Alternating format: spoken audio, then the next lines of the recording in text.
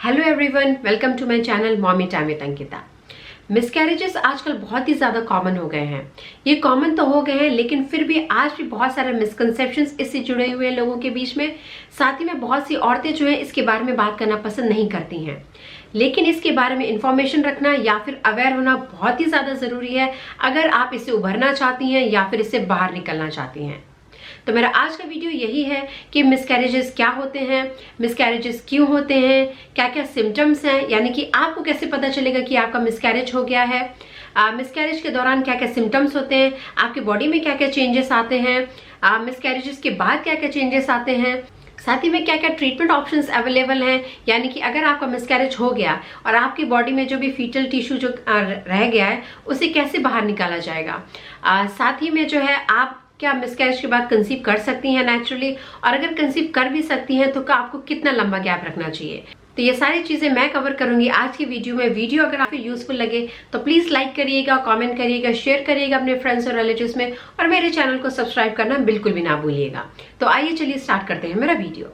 तो सबसे पहले आता है कि मिसकैरेज क्या होता है।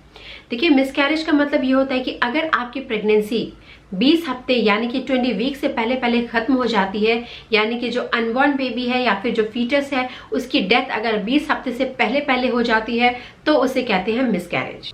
आजकल मिसकैरेजेस बहुत ही ज्यादा कॉमन हो गए हैं, और कई बार तो ऐसा होता है कि एक औरत को पता लगे कि वो प्रेग्नेंट है उससे पहले ही उसका जो है मिसकैरेज हो जाता है। और ज्यादातर मिसकैरेजेस जो है इनिशियल के 3 मंथ्स में होते हैं, जिन्हें हम अर्ली मिसकैरेज कहते हैं, और बहुत ही कम मिसकैरेजेस जो होते हैं आफ्टर 3 मंथ्स होते हैं, जिन्हें कि हम लेट मिसकैरेज कहते हैं। अब नेक्स्ट आता है कि मिसकैरेजेस जो है किन किन कारणों की वजह से होते हैं। सबसे पहला है क्रोमोसोमल एबनॉर्मलिटी। देखिए, ज्यादातर मिसकैरेजेस जो इनिशियल के 3 मंथ्स में होते हैं वो क्रोमोसोमल एबनॉर्मलिटी की वजह से ही होते हैं। देखिए, क्रोमोसोमल एबनॉर्मलिटी क्या होता है। क्रोमोसोम्स पतले पतले धागे जैसे होते हैं जो आपके बॉडी के सेल्स में होते हैं, और इसी में जो है वो क्रोमोसोम्स के अंदर ही जीन्स होते हैं। जीन्स क्या करते हैं, आपके या फिर आपके हस्बैंड के या फिर आपकी फैमिली के जो भी कैरेक्टर्स होते हैं, जो भी हेरिडिटी फीचर्स होते हैं, वो आपके बच्चे में पास ऑन करते हैं। जैसे कि आपके बच्चे का हेयर कलर क्या होगा, बच्चे की स्किन कलर क्या होगा, ये सारी जो है वो जीन्स डिसाइड करते हैं। और देखिए कि क्रोमोसोमल एबनॉर्मलिटी बहुत हद तक हमारे कंट्रोल में नहीं होता है कि हम इसे ठीक कर सकें। तो ज्यादातर मिसकैरेजेस जो क्रोमोसोमल एबनॉर्मलिटी की वजह से होते हैं उन्हें हम ठीक नहीं कर सकते हैं। और कई बार मिसकैरेजेस के जो है रीजंस या फिर जो कारण होते हैं बहुत बार आपको पता भी नहीं चल पाते। जैसे कि मेरा मिसकैरेज हुआ था, मैंने सारे टेस्ट कराए थे, सारी चीजें नॉर्मल थी, तो डॉक्टर ने कहा कि देखिए बहुत सारे मिसकैरेजेस ऐसे होते हैं जिनका कोई रीजन नहीं होता है। तो कई बार ऐसा भी होगा कि आप कि सारी चीजें नॉर्मल है, सारे टेस्ट नॉर्मल है, बट फिर भी आपका मिसकैरेज हो गया। तो बहुत बार जो है इसके रीजंस अननोन भी होते हैं। तीसरा कारण जिसकी वजह से आपको मिसकैरेज हो सकता है, जैसे कि अगर आपको कोई इन्फेक्शन हो गया, जैसे कि कोई रुबेला वायरस का इन्फेक्शन हो गया, या फिर सिफिलिस हो गया, या फिर कोई HIV वायरस का इन्फेक्शन हो गया, उसकी वजह से भी जो है मिसकैरेजेस हो सकते हैं।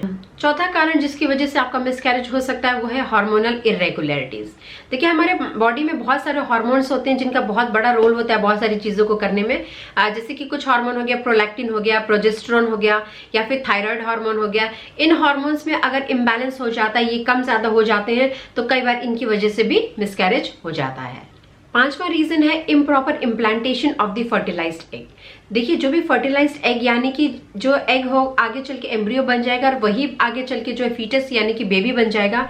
वो जो फर्टिलाइज्ड एग होता है वो यूजुअली जो है आपके यूट्रस की वॉल में अटैच होता है, यानी कि इम्प्लांट हो जाता है। तो कई बार अगर वो ठीक तरह से इम्प्लांट नहीं हो पाता है, यानी कि अटैच नहीं हो पाता यूट्रस की वॉल पे, तो भी आपका मिसकैरेज हो जाता है। छठा रीजन जिसकी वजह से मिसकैरेज हो सकता है वो है आपकी एज।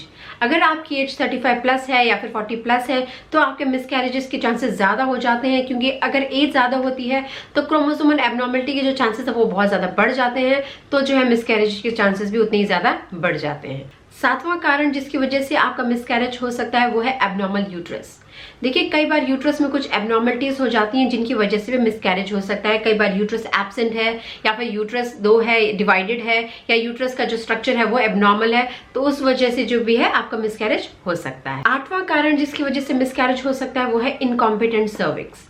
देखिए, यूजुअली जो है वो सर्विक्स धीरे धीरे ओपन होता है जैसे जैसे आपकी जो लेबर पास आता है, डिलीवरी की डेट पास आती है। लेकिन कई बार जो है वो सर्विक्स आपके मिडिल प्रेगनेंसी में या सेकेंड ट्राइमेस्टर में ही कई बार जो है वो ओपन हो जाता है, तो उस वजह से जो भी है आपका मिसकैरेज हो सकता है।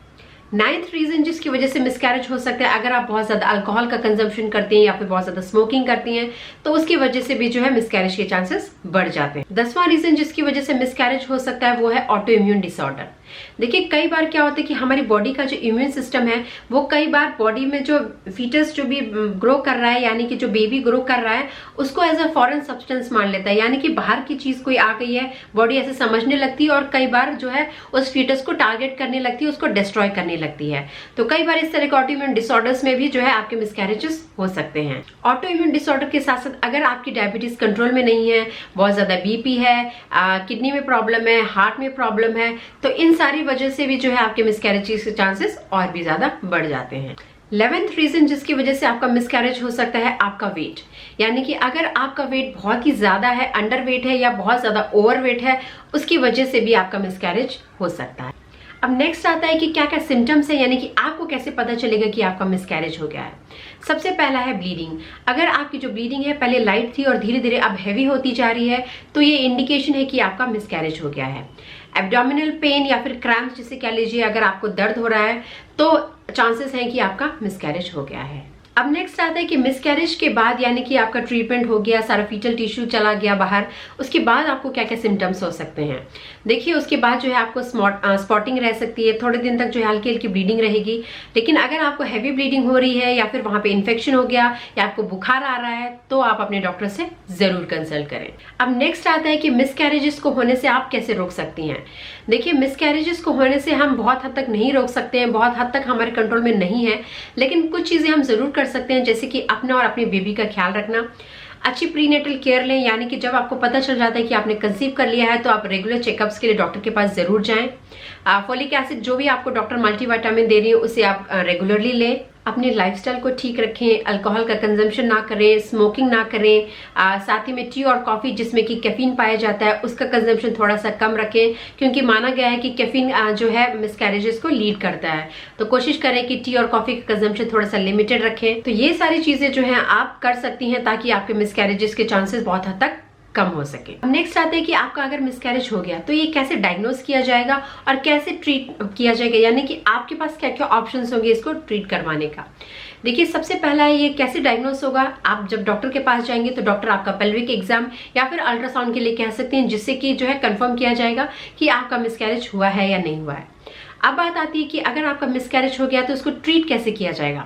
देखिए इसमें आपको ट्रीटमेंट ऑप्शंस 3 अवेलेबल होते हैं। एक होता है कि एक्सपेक्टेंट मैनेजमेंट, जिसमें कि आपका जो है वेट करने के लिए कहेंगे डॉक्टर, क्योंकि कई बार क्या होता है आपकी बॉडी जो है खुद से पता कर लेती है कि आपकी बॉडी में मिसकैरेज हो गया और खुद ब खुद वो जो फीटल टिश्यू आपकी बॉडी में उसे बाहर निकाल देती है।